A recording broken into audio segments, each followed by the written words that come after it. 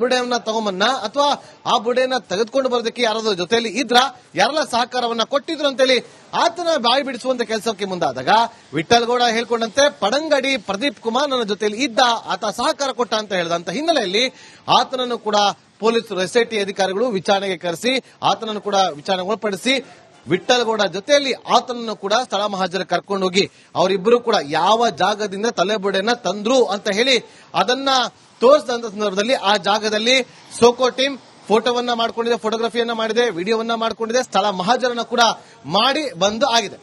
ಈಗ ಒಂದಷ್ಟು ತಿರುವುಗಳನ್ನ ಪಡೆದುಕೊಳ್ತಾ ಇದೆ, ಸ್ಫೋಟಕ ಮಾಹಿತಿಗಳು ರಿವೀಲ್ ಆಗ್ತಾ ಇದೆ. ಈಗ ಇರುವಂತದ್ದು ಬುರ್ಡೆ ರಹಸ್ಯವನ್ನ ಭೇದಿಸುವಲ್ಲಿ ಅಂತಿಮ ಘಟ್ಟ ತಲುಪಿದ್ದಾರೆ. ಶ್ರೀಲಕ್ಷ್ಮಿ, ಮತ್ತೊಮ್ಮೆ ಹೇಳ್ತಾ ಇದ್ದೀನಿ, ಬುರ್ಡೆ ರಹಸ್ಯವನ್ನ ಭೇದಿಸುವಲ್ಲಿ ಅಂತಿಮ ಘಟ್ಟಕ್ಕೆ ತಲುಪಿದ್ದಾರೆ ಅಂತಾನೆ ಹೇಳಲಾಗ್ತಾ ಇದೆ. ಆದ್ರೆ ಈಗ ಅಸಲಿ ಕಹಾನಿಗಳು, ಅಸಲಿ ವಿಚಾರಣೆ ಈಗ ಶುರುವಾಗುತ್ತೆ. ಈ ಬುರ್ಡೆ ಕಹಾನಿ ಮುಕ್ತಾಯ ಆಗ್ತಿದಂತೆ ಈ ಬುರ್ಡೆ ಕಹಾನಿಯ ಹಿಂದೆ ಇದ್ದಂತ ಷಡ್ಯಂತ್ರ ಏನಿದೆಯಲ್ಲ ಅದರ ಬಗ್ಗೆ ಮಾಹಿತಿಯನ್ನ ಕಲೆಕ್ಟ್ ಮಾಡೋದಕ್ಕೆ, ಅದರ ಬಗ್ಗೆ ತನಿಖೆಯನ್ನ ಮಾಡೋದಕ್ಕೆ ಎಸ್ಐಟಿ ಮುಂದಾಗುತ್ತೆ. ಆ ಸಂದರ್ಭದಲ್ಲಿ ಸತ್ಯ ಶೋಧನೆಗೆ ಮತ್ತೊಮ್ಮೆ ಮುಂದಾಗುವಂತ ಎಸ್ಐಟಿ ತನಿಖಾ ತಂಡಕ್ಕೆ ಇನ್ನು ಏನೆಲ್ಲ ಮಾಹಿತಿಗಳು ಸಿಗುತ್ತೋ ಅನ್ನುವ ಕುತೂಹಲಕ್ಕೂ ಕೂಡ ಕಾರಣವಾಗ್ತಾ ಇದೆ. ಶ್ರೀಲಕ್ಷ್ಮಿ, ಆಲ್ರೈಟ್, ಇನ್ನು ಜಯಂತ್ ಅವರನ್ನ ಕೂಡ ವಿಚಾರಣೆಗೆ ಈಡು ಮಾಡಲಾಗ್ತಾ ಇದೆ. ಈ ಜಯಂತ್ ಹಿನ್ನೆಲೆ ಏನು, ಈತನ ಹಿಂದೆ ಯಾರ್ಯಾರಿದ್ದಾರೆ, ಈತನ ಪಾತ್ರ ಏನು, ಏನೂ ಷಡ್ಯಂತ್ರವೇ ಇಲ್ಲ ಇದರಲ್ಲಿ, ಎಲ್ಲವೂ ಕೂಡ ನಿಶ್ಚಯವಾಗಿದೆ ಅಂತ ರಿಪಬ್ಲಿಕನ್ ಡಕ್ಕೆ ಹೇಳ್ತಾ ಇದ್ದಂತಹ ಜಯಂತ್ ವಿಚಾರದಲ್ಲಿ ಈಗ ಏನೆಲ್ಲ ಅನುಮಾನಗಳು ಮೂಡ್ತಾ ಇದೆ. ಆಮೇಲೆ ವಿಠ್ಠಲ್ ಹಿಂದೆ ಇನ್ನೂ ಎಷ್ಟು ದೊಡ್ಡ ಗ್ಯಾಂಗ್ ಇರಬಹುದು, ಸ್ಥಳೀಯವಾಗಿ ಇನ್ನೂ ಏನೆಲ್ಲ ಮಾಹಿತಿ ಲಭ್ಯವಾಗ್ತಾ ಇದೆ. ಇನ್ನೂ ಒಂದಷ್ಟು ಜನ ಯೂಟ್ಯೂಬರ್ಗಳು ಕೂಡ ಇದರಲ್ಲಿ ಇದ್ದಾರೆ ಅಂತ ಹೇಳಲಾಗ್ತಾ ಇದೆ. ಆ ಯೂಟ್ಯೂಬರ್ಗಳ ಕಥೆ ಏನು, ಇನ್ನೂ ಏನೆಲ್ಲ ಅಪ್ಡೇಟ್ ಇದೆ ನಾಗೇಂದ್ರ ಬಾಬು? ಶ್ರೀಲಕ್ಷ್ಮಿ ನೋಡಿ, ಒಂದು ಕಡೆ ಎಸ್ಐಟಿ ತನಿಖೆಯನ್ನ ಮಾಡ್ತಾ ಇರುತ್ತೆ, ಮತ್ತೊಂದು ಕಡೆ ಜಯಂತ್ ಆಗಿರ್ಬೋದು, ಗಿರೀಶ್ ಮಟ್ಟಣ್ಣವರಾಗಿರ್ಬೋದು, ಇವರೆಲ್ಲ ಏನು ಮಾಡ್ತಾ ಇದ್ರು ಅಂತಂದ್ರೆ ಎಸ್ಐಟಿ ಕಚೇರಿ ಒಳಗಡೆ ಹೋಗಿ ಬರೋದು, ಮಾಧ್ಯಮಗಳಿಗೆ ಹೇಳಿಕೆಯನ್ನ ಕೊಡೋದು, ನಮ್ಮ ಹತ್ರ ಸಾಕ್ಷಿಗಳಿದೆ, ನಮ್ಮ ಹತ್ರ ದಾಖಲೆಗಳಿದೆ ಅಂತೇಳಿ ಹೇಳಿಕೆಯನ್ನ ಕೊಡ್ತಾ ಬರ್ತಿದ್ರು. ಆದ್ರೆ ಇವರು ಗೊತ್ತಿತ್ತು ನಾವು ಷಡ್ಯಂತ್ರ ಮಾಡಿದ್ದೀವಿ ಅಂತೇಳಿ. ಹಾಗಾಗಿ ಷಡ್ಯಂತ್ರದ ವಿಚಾರ ಎಲ್ಲಿ ಮಾಧ್ಯಮದವರಿಗೆ ಗೊತ್ತಾಗ್ಬಿಡ್ತು ಅಂತೇಳಿ ಡೈವರ್ಟ್ ಮಾಡುವಂತ ಕೆಲಸವನ್ನ ಇಷ್ಟು ದಿನ ಮಾಡಿಕೊಂಡು ಬಂದಿರೋದು ಸ್ಪಷ್ಟವಾಗಿ ಗೊತ್ತಾಗ್ತಾ ಇದೆ. ಶ್ರೀಲಕ್ಷ್ಮಿ ನೋಡಿ, ಎಸ್ಐಟಿ ತನಿಖೆ ಮಾಡ್ತಾ ಇದೆ, ತನಿಖೆ ಒಂದು ದಿಕ್ಕಿನಲ್ಲಿ ಸಾಕ್ತಾ ಇರುತ್ತೆ, ಅದನ್ನ ಡಿಸ್ಟರ್ಬ್ ಮಾಡುವಂತ ಕೆಲಸವನ್ನ ಈ ತಂಡ ಮಾಡಿರೋದು ನಿಶ್ಚಿತ ಆಗ್ತಾ ಇದೆ.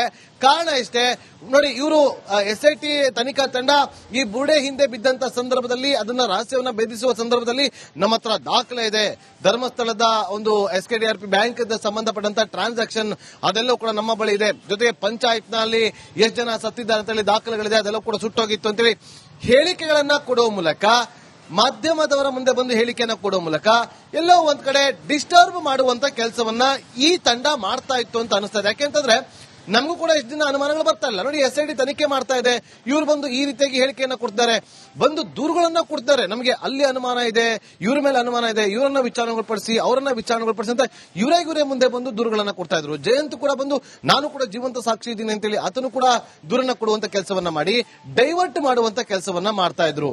ಆದ್ರೆ ಇವ್ರು ಅಂದ್ಕೊಂಡಿದ್ರು ನಾವು ಡೈವರ್ಟ್ ಮಾಡಬಲ್ಲೆ ಅಂತೇಳಿ. ಆದ್ರೆ ಎಸ್ಐಟಿಯಲ್ಲಿರುವಂತಹ ಅಧಿಕಾರಿಗಳು ಚಾಣಾಕ್ಷ ಮತ್ತು ದಕ್ಷ ಅಧಿಕಾರಿಗಳು ಶ್ರೀಲಕ್ಷ್ಮಿ, ಯಾವುದಕ್ಕೂ ಕೂಡ ತಲೆ ಕೆಡಿಸಿಕೊಳ್ಳದೆ ತಮ್ಮ ಪಾಡಿಗೆ ತನಿಖೆಯನ್ನ ಮಾಡ್ಕೊಂಡು ಹೋದ್ರು, ಸತ್ಯ ಶೋಧನೆಗೆ ಮುಂದಾದ್ರು.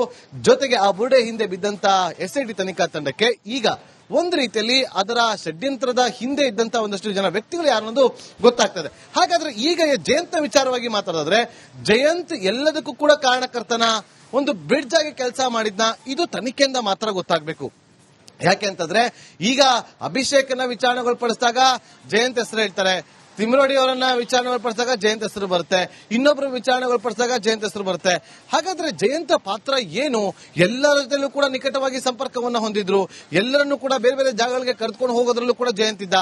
ಜಯಂತ್ ಮೇಲೆ ಯಾಕೆ ನಮಗೂ ಕೂಡ ಅನುಮಾನ ಬಂದಿದ್ದು ಅಂತಂದ್ರೆ, ಬಂಗ್ಲಾ ಗುಡ್ಡಕ್ಕೆ ಹೋಗಿ 2 ತಿಂಗಳ ಹಿಂದೆ ಅಭಿಷೇಕನ ಜೊತೆಯಲ್ಲಿ ಸೇರಿಕೊಂಡು ವಿಡಿಯೋವನ್ನ ಮಾಡಿದ್ದ. ಜಯಂತ್ ಒಬ್ಬನೇ ವಿಡಿಯೋವನ್ನ ಮಾಡಿಲ್ಲ, ಜೊತೆಗೆ ಕೆಲವೊಂದಷ್ಟು ಯೂಟ್ಯೂಬರ್ಗಳು ಕೂಡ ವಿಡಿಯೋವನ್ನ ಮಾಡಿದ್ದಾರೆ. ಈಗ ಆ ವಿಡಿಯೋಗಳು ಕೂಡ ಈಗ ಸಾಕಷ್ಟು ಸಂಚಲನಕ್ಕೆ ಕಾರಣವಾಗ್ತಾ ಇದೆ. ಯಾರೆಲ್ಲ ಹೋಗಿ ನೋಡಿ, ಎಸ್ಐಟಿ ತನಿಖೆ ಆರಂಭ ಆಗಿರಲಿಲ್ಲ, ಇನ್ನು ಬುರ್ಡೆಯನ್ನ ತಗೊಂಬನ್ನ ಅಥವಾ ಆ ಬುರ್ಡೆಯನ್ನ ತೆಗೆದುಕೊಂಡು ಬರೋದಕ್ಕೆ ಯಾರಾದ್ರೂ ಜೊತೆಯಲ್ಲಿ ಇದ್ರ ಯಾರೆಲ್ಲ ಸಹಕಾರವನ್ನ ಕೊಟ್ಟಿದ್ರು ಅಂತೇಳಿ ಆತನ ಬಾಯಿ ಬಿಡಿಸುವಂತ ಕೆಲಸಕ್ಕೆ ಮುಂದಾದಾಗ ವಿಠ್ಠಲ್ ಹೇಳ್ಕೊಂಡಂತೆ ಪಡಂಗಡಿ ಪ್ರದೀಪ್ ಕುಮಾರ್ ನನ್ನ ಜೊತೆಯಲ್ಲಿ ಇದ್ದ, ಆತ ಸಹಕಾರ ಕೊಟ್ಟ ಅಂತ ಹೇಳಿದಂತ ಹಿನ್ನೆಲೆಯಲ್ಲಿ ಆತನನ್ನು ಕೂಡ ಪೊಲೀಸರು SIT ಅಧಿಕಾರಿಗಳು ವಿಚಾರಣೆಗೆ ಕರೆಸಿ ಆತನನ್ನು ಕೂಡ ವಿಚಾರಣೆಗೆ ಒಳಪಡಿಸಿ ವಿಠ್ಠಲಗೌಡ ಜೊತೆಯಲ್ಲಿ ಆತನನ್ನು ಕೂಡ ಸ್ಥಳ ಮಹಾಜರು ಕರ್ಕೊಂಡೋಗಿ ಅವರಿಬ್ಬರು ಕೂಡ ಯಾವ ಜಾಗದಿಂದ ತಲೆಬುಡೆಯನ್ನ ತಂದ್ರು ಅಂತ ಹೇಳಿ ಅದನ್ನ ತೋರಿಸಿದಂತ ಸಂದರ್ಭದಲ್ಲಿ ಆ ಜಾಗದಲ್ಲಿ ಸೋಕೋ ಟೀಮ್ ಫೋಟೋವನ್ನ ಮಾಡ್ಕೊಂಡಿದೆ, ಫೋಟೋಗ್ರಫಿಯನ್ನ ಮಾಡಿದೆ, ವಿಡಿಯೋವನ್ನ ಮಾಡ್ಕೊಂಡಿದೆ, ಸ್ಥಳ ಮಹಾಜರನ್ನ ಕೂಡ ಮಾಡಿ ಬಂದು ಆಗಿದೆ. ಈಗ ಒಂದಷ್ಟು ತಿರುವುಗಳನ್ನ ಪಡೆದುಕೊಳ್ತಾ ಇದೆ, ಸ್ಫೋಟಕ ಮಾಹಿತಿಗಳು ರಿವೀಲ್ ಆಗ್ತಾ ಇದೆ. ಈಗ ಇರುವಂತದ್ದು ಬುರ್ಡೆ ರಹಸ್ಯವನ್ನ ಭೇದಿಸುವಲ್ಲಿ ಅಂತಿಮ ಘಟ್ಟ ತಲುಪಿದ್ದಾರೆ. ಶ್ರೀಲಕ್ಷ್ಮಿ, ಮತ್ತೊಮ್ಮೆ ಹೇಳ್ತಾ ಇದ್ದೀನಿ, ಬುರ್ಡೆ ರಹಸ್ಯವನ್ನ ಭೇದಿಸುವಲ್ಲಿ ಅಂತಿಮ ಘಟ್ಟಕ್ಕೆ ತಲುಪಿದ್ದಾರೆ ಅಂತಾನೆ ಹೇಳಲಾಗ್ತಾ ಇದೆ. ಆದ್ರೆ ಈಗ ಅಸಲಿ ಕಹಾನಿಗಳು, ಅಸಲಿ ವಿಚಾರಣೆ ಈಗ ಶುರುವಾಗುತ್ತೆ. ಈ ಬುರ್ಡೆ ಕಹಾನಿ ಮುಕ್ತಾಯ ಆಗ್ತಿದಂತೆ ಈ ಬುರ್ಡೆ ಕಹಾನಿಯ ಹಿಂದೆ ಇದ್ದಂತ ಷಡ್ಯಂತ್ರ ಏನಿದೆಯಲ್ಲ ಅದರ ಬಗ್ಗೆ ಮಾಹಿತಿಯನ್ನ ಕಲೆಕ್ಟ್ ಮಾಡೋದಕ್ಕೆ, ಅದರ ಬಗ್ಗೆ ತನಿಖೆಯನ್ನ ಮಾಡೋದಕ್ಕೆ SIT ಮುಂದಾಗುತ್ತೆ.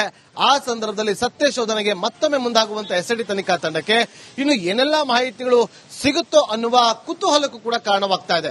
ಶ್ರೀಲಕ್ಷ್ಮಿ, ಆಲ್ರೈಟ್, ಇನ್ನು ಜಯಂತ್ ಅವರನ್ನ ಕೂಡ ವಿಚಾರಣೆಗೆ ಈಡು ಮಾಡಲಾಗ್ತಾ ಇದೆ. ಈ ಜಯಂತ್ ಹಿನ್ನೆಲೆ ಏನು, ಈತನ ಹಿಂದೆ ಯಾರ್ಯಾರಿದ್ದಾರೆ, ಈತನ ಪಾತ್ರ ಏನು, ಏನೂ ಷಡ್ಯಂತ್ರವೇ ಇಲ್ಲ ಇದರಲ್ಲಿ, ಎಲ್ಲವೂ ಕೂಡ ನಿಚ್ಚಳವಾಗಿದೆ ಅಂತ ರಿಪಬ್ಲಿಕನ್ ಡಕ್ಕೆ ಹೇಳ್ತಾ ಇದ್ದಂತಹ ಜಯಂತ್ ವಿಚಾರದಲ್ಲಿ ಈಗ ಏನೆಲ್ಲ ಅನುಮಾನಗಳು ಮೂಡ್ತಾ ಇದೆ.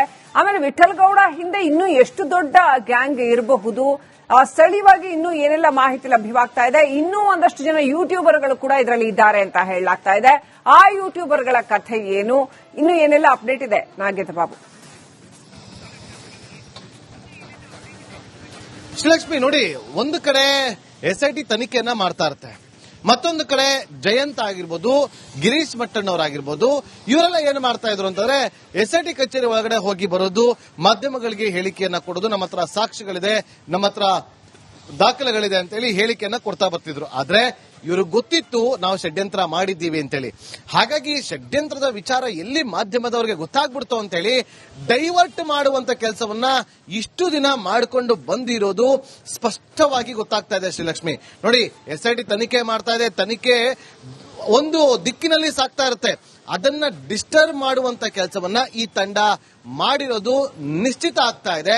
ಕಾರಣ ಇಷ್ಟೇ ನೋಡಿ, ಇವರು SIT ತನಿಖಾ ತಂಡ ಈ ಬುರ್ಡೆ ಹಿಂದೆ ಬಿದ್ದಂತ ಸಂದರ್ಭದಲ್ಲಿ ಅದನ್ನ ರಹಸ್ಯವನ್ನ ಭೇದಿಸುವ ಸಂದರ್ಭದಲ್ಲಿ ನಮ್ಮ ಹತ್ರ ದಾಖಲೆ ಇದೆ, ಧರ್ಮಸ್ಥಳದ ಒಂದು SKDRP ಬ್ಯಾಂಕ್ ಸಂಬಂಧಪಟ್ಟಂತ ಟ್ರಾನ್ಸಾಕ್ಷನ್ ಅದೆಲ್ಲವೂ ಕೂಡ ನಮ್ಮ ಬಳಿ ಇದೆ, ಜೊತೆಗೆ ಪಂಚಾಯತ್ ನಲ್ಲಿ ಎಷ್ಟು ಜನ ಸತ್ತಿದ್ದಾರೆ ಅಂತೇಳಿ ದಾಖಲೆಗಳಿದೆ, ಅದೆಲ್ಲವೂ ಕೂಡ ಸುಟ್ಟೋಗಿತ್ತು ಅಂತೇಳಿ ಹೇಳಿಕೆಗಳನ್ನ ಕೊಡುವ ಮೂಲಕ, ಮಾಧ್ಯಮದವರ ಮುಂದೆ ಬಂದು ಹೇಳಿಕೆಯನ್ನ ಕೊಡುವ ಮೂಲಕ ಎಲ್ಲೋ ಒಂದ್ ಕಡೆ ಡಿಸ್ಟರ್ಬ್ ಮಾಡುವಂತ ಕೆಲಸವನ್ನ ಈ ತಂಡ ಮಾಡ್ತಾ ಇತ್ತು ಅಂತ ಅನಿಸ್ತದೆ. ಯಾಕೆಂತಂದ್ರೆ ನಮಗೂ ಕೂಡ ಎಷ್ಟು ದಿನ ಅನುಮಾನಗಳು ಬರ್ತಾ ಇಲ್ಲ. ನೋಡಿ, SIT ತನಿಖೆ ಮಾಡ್ತಾ ಇದೆ, ಇವ್ರು ಬಂದು ಈ ರೀತಿಯಾಗಿ ಹೇಳಿಕೆಯನ್ನ ಕೊಡ್ತಾರೆ, ಬಂದು ದೂರುಗಳನ್ನ ಕೊಡ್ತಾರೆ, ನಮಗೆ ಅಲ್ಲಿ ಅನುಮಾನ ಇದೆ, ಇವ್ರ ಮೇಲೆ ಅನುಮಾನ ಇದೆ, ಇವರನ್ನ ವಿಚಾರಣೆಗೊಳಪಡಿಸಿ ಅವರನ್ನ ವಿಚಾರಣೆಗೊಳಪಡಿಸಿ ಅಂತ ಇವರೇ ಮುಂದೆ ಬಂದು ದೂರುಗಳನ್ನ ಕೊಡ್ತಾ ಇದ್ರು. ಜಯಂತ್ ಕೂಡ ಬಂದು ನಾನು ಕೂಡ ಜೀವಂತ ಸಾಕ್ಷಿ ಇದ್ದೀನಿ ಅಂತೇಳಿ ಆತನು ಕೂಡ ದೂರನ್ನ ಕೊಡುವಂತ ಕೆಲಸವನ್ನ ಮಾಡಿ ಡೈವರ್ಟ್ ಮಾಡುವಂತ ಕೆಲಸವನ್ನ ಮಾಡ್ತಾ ಇದ್ರು. ಆದ್ರೆ ಇವ್ರು ಅಂದ್ಕೊಂಡಿದ್ರು ನಾವು ಡೈವರ್ಟ್ ಮಾಡಬಲ್ಲೆ ಅಂತೇಳಿ. ಆದ್ರೆ SIT ಯಲ್ಲಿರುವಂತಹ ಅಧಿಕಾರಿಗಳು ಚಾಣಾಕ್ಷ ಮತ್ತು ದಕ್ಷ ಅಧಿಕಾರಿಗಳು ಶ್ರೀಲಕ್ಷ್ಮಿ, ಯಾವುದಕ್ಕೂ ಕೂಡ ತಲೆ ಕೆಡಿಸಿಕೊಳ್ಳದೆ ತಮ್ಮ ಪಾಡಿಗೆ ತನಿಖೆಯನ್ನ ಮಾಡ್ಕೊಂಡು ಹೋದ್ರು, ಸತ್ಯ ಶೋಧನೆಗೆ ಮುಂದಾದ್ರು. ಜೊತೆಗೆ ಆ ಬುರ್ಡೆ ಹಿಂದೆ ಬಿದ್ದಂತ SIT ತನಿಖಾ ತಂಡಕ್ಕೆ ಈಗ ಒಂದು ರೀತಿಯಲ್ಲಿ ಅದರ ಷಡ್ಯಂತ್ರದ ಹಿಂದೆ ಇದ್ದಂತ ಒಂದಷ್ಟು ಜನ ವ್ಯಕ್ತಿಗಳು ಯಾರನ್ನೋದು ಗೊತ್ತಾಗ್ತದೆ. ಹಾಗಾದ್ರೆ ಈಗ ಜಯಂತ್ ವಿಚಾರವಾಗಿ ಮಾತಾಡಿದ್ರೆ, ಜಯಂತ್ ಎಲ್ಲದಕ್ಕೂ ಕೂಡ ಕಾರಣಕರ್ತನ, ಒಂದು ಬ್ರಿಡ್ಜ್ ಆಗಿ ಕೆಲಸ ಮಾಡಿದ್ನ, ಇದು ತನಿಖೆಯಿಂದ ಮಾತ್ರ ಗೊತ್ತಾಗಬೇಕು. ಯಾಕೆ ಅಂತಂದ್ರೆ ಈಗ ಅಭಿಷೇಕನ ವಿಚಾರಣೆಗೊಳಪಡಿಸಿದಾಗ ಜಯಂತ್ ಹೆಸರು ಹೇಳ್ತಾರೆ, ತಿಮ್ರೋಡಿ ಅವರನ್ನ ವಿಚಾರಣೆಗೊಳಪಡಿಸಿದಾಗ ಜಯಂತ್ ಹೆಸರು ಬರುತ್ತೆ, ಇನ್ನೊಬ್ರು ವಿಚಾರಣೆಗೊಳಪಡಿಸಿದಾಗ ಜಯಂತ್ ಹೆಸರು ಬರುತ್ತೆ. ಹಾಗಾದ್ರೆ ಜಯಂತ್ ಪಾತ್ರ ಏನು? ಎಲ್ಲರ ಜೊತೆಲೂ ಕೂಡ ನಿಕಟವಾಗಿ ಸಂಪರ್ಕವನ್ನ ಹೊಂದಿದ್ರು, ಎಲ್ಲರನ್ನೂ ಕೂಡ ಬೇರೆ ಬೇರೆ ಜಾಗಗಳಿಗೆ ಕರೆದುಕೊಂಡು ಹೋಗೋದ್ರಲ್ಲೂ ಕೂಡ ಜಯಂತ್ ಇದ್ದ. ಜಯಂತ್ ಮೇಲೆ ಯಾಕೆ ನಮಗೂ ಕೂಡ ಅನುಮಾನ ಬಂದಿದ್ದು ಅಂತಂದ್ರೆ, ಬಂಗ್ಲಾ ಗುಡ್ಡಕ್ಕೆ ಹೋಗಿ 2 ತಿಂಗಳ ಹಿಂದೆ ಅಭಿಷೇಕನ ಜೊತೆಲಿ ಸೇರಿಕೊಂಡು ವಿಡಿಯೋವನ್ನ ಮಾಡಿದ್ದ. ಜಯಂತ್ ಒಬ್ಬನೇ ವಿಡಿಯೋವನ್ನ ಮಾಡಿಲ್ಲ, ಜೊತೆಗೆ ಕೆಲವೊಂದಷ್ಟು ಯೂಟ್ಯೂಬರ್ಗಳು ಕೂಡ ವಿಡಿಯೋವನ್ನ ಮಾಡಿದ್ದಾರೆ.